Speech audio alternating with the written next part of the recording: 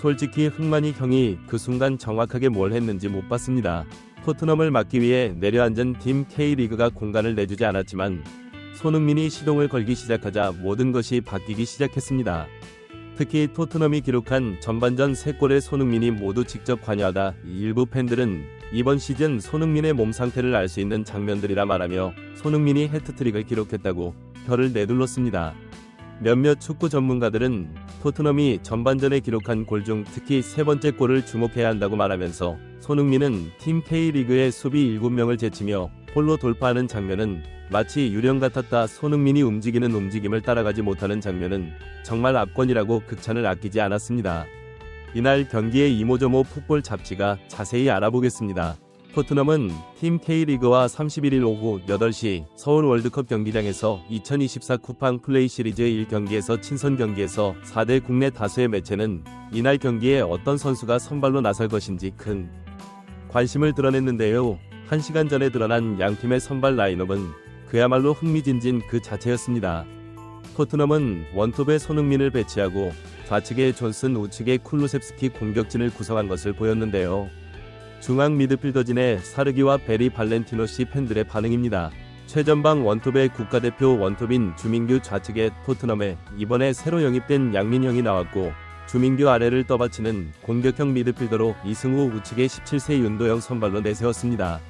라인업을 본 많은 축구 팬들은 팀 K리그의 공격수 라인업이 정말 파격적이라고 말하면서 박태하 감독이 이번에 미친 라인업을 보여주고 있다고 말했습니다.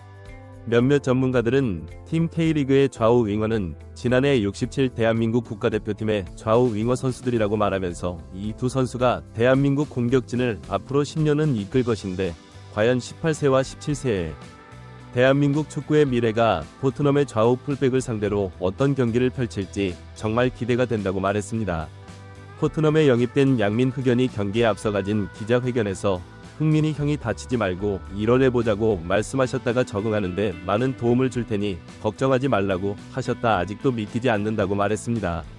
이날 원톱으로 출전한 주민규 역시 사전 기자회견에서 토트넘을 4대3으로서 이 해트트릭을 했으면 좋겠다는 기대감을 내비쳤는데요. 리그 최고의 스타인 이승우는 대한민국 K리그에 이승우가 있다는 것을 보여주겠다는 당찬 포부를 보이면서 좌우의 도영과 민혁이가 워낙 잘하는 선수들이기 때문에 토트넘과 부어도 이길 자신이 있다고 말했습니다. 손흥민 씨 사전 기자회견에서 한국에서 팀 K리그와 맞붙는 것은 나에게 매우 큰 의미가 있다고 말하면서 팬 여러분들의 큰 사랑에 보답하기 위해 재밌는 경기, 멋진 경기 보여드리겠다고 말했습니다.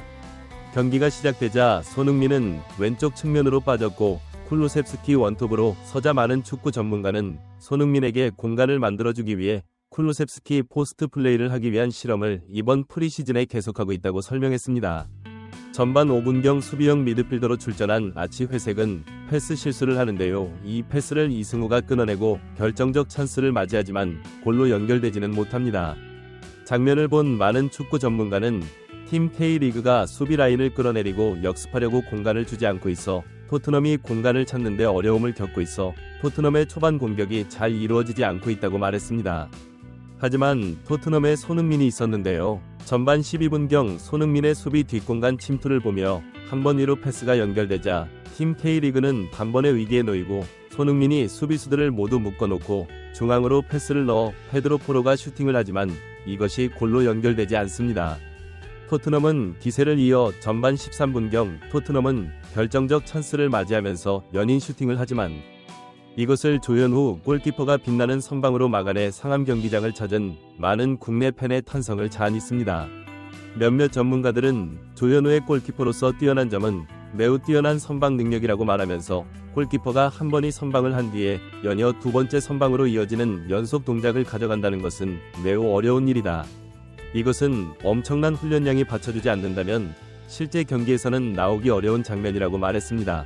하지만 팀 K리그에는 18세 윙어 양민혁과 17세 윙어인 윤도영이 토트넘 수비진을 휘저으면서 공격의 선봉에 섰는데요. 양민혁가 전반 22분경 자신을 마크하는 에메르송을 따돌리면서 공을 몰고 들어가다 우측에 있는 윤도영 패스를 넣었으니 이로 연결되지는 못했습니다. 장면을 본 많은 축구 전문가는 민영은 공을 멈춰놓고 플레이를 하는 게 아니라 공을 계속 이동시키면서 플레이하므로 상대 수비수들이 민영을 막기가 어렵다고 말했습니다. 전반 28분경 손흥민이 왼쪽 측면으로 벌리자 사르다가 연결하고 이것을 손흥민이 슈팅한 것을 조현우가 막아냈지만 리바운드를 쿨루셉스키 도하면서 골로 연결한다. 장면을 본 많은 축구 전문가는 손흥민의 슈팅이 한 박자 빨랐기 때문에 수비진이 균형을 유지하기 전에 흐름이 무너지면서 쿨루셉스키 침투에 대응하지 못한 것이라고 말하면서 역시 토트넘은 손흥민이 모든 공격의 실마리를 풀어낸다고 말했습니다. 전반 35분경 손흥민에게 공이 연결되자 손흥민은 좌우로 공을 치고 들어가며 수비수를 흔들며 들어가다 벼락 같은 손흥민의 전매 특허인 가마차기 슛을 해 골로 연결해 장면을 본 6만 관중이 탄성을 자아냈습니다. 일부 전문가들은 손흥민을 막기 위해 앞에 수비벽을 세웠지만 손흥민은 공이 딱 하나 지나갈 슈팅키를 정확하게 보고 슈팅을 하는데 정말 놀라울 뿐이라고 말했습니다. 그뿐 아닙니다. 손흥민은 전반전이 거의 끝나갈 무렵 원터치를 주고받으면서 공간으로 침투 조현우를 완전히 속이고 골을 넣어 6만 관중의 극찬을 받았는데요. 일부 전문가들은 손흥민이 공을 잡을 때 주변에 3명의 선수가 손흥민을 에워싸고 있다. 손흥민이 쿨루셉스키에게 공을 주고 공간으로 뛰어들어가며 3명을 제게 이것을 보고 뛰어나온다. 이때 손흥민이 뛰어나오는 센터백을 보며 공을 논스톱으로 터치하며 센터백 다리 사이로 공을 빼낸다고 말하며 달리는 속도를 전혀 늦추지 않고 7명 수비벽을 유령처럼 스쳐간다고 말했습니다. 몇몇 팬들은 이승우와 손흥민은 매우 친한 사이로 알고 있는데 손흥민의 플레이를 뒤에서 보면서 무슨 생각을 했는지 궁금하다고 말하면서 정확하게 손흥민이 뭘 했는지 잘 못 봤을지도 모르겠다. 그만큼 순간적으로 손흥민의 엄청난 동작에 팀 K리그 수비수들이 전혀 반응을 못했다. 정말 놀랍다고 혀를 내둘렀습니다. 손흥민은 후반 62분경 베르너와 교체를 하면서 고개를 숙여 팬들에게 인사를 해 상암 경기장을 찾은 6만여 관중의 기립 박수를 받았습니다.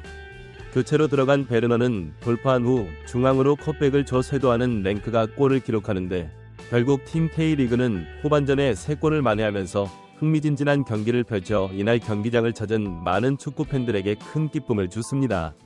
많은 축구 팬들은 정말 멋진 경기였다고 말하면서 다만 이승우와 양민혁아 그리고 윤도 이 전반전에 너무 수비를 많이 하면서 공격적이지 못했던 점이 아쉽다고 말하면서 골을 기록했다면 더할 나위 없었을 텐데 아쉽다. 후반전에 선수들이 역동적이었던 이유는 전반전은 주전급이 나오지만 후반전에 나온 선수들 대부분은 자신들의 가치를 증명해야 하는 선수들로 구성되다 보니 경기하면서 필사적이었던 것이 컸던 것 같다고 말해 많은 팬들의 고기를 끄덕이려 했고 독립 멤버십 가입은 매일 더 나은 영상 제작 열정을 타오르게 합니다.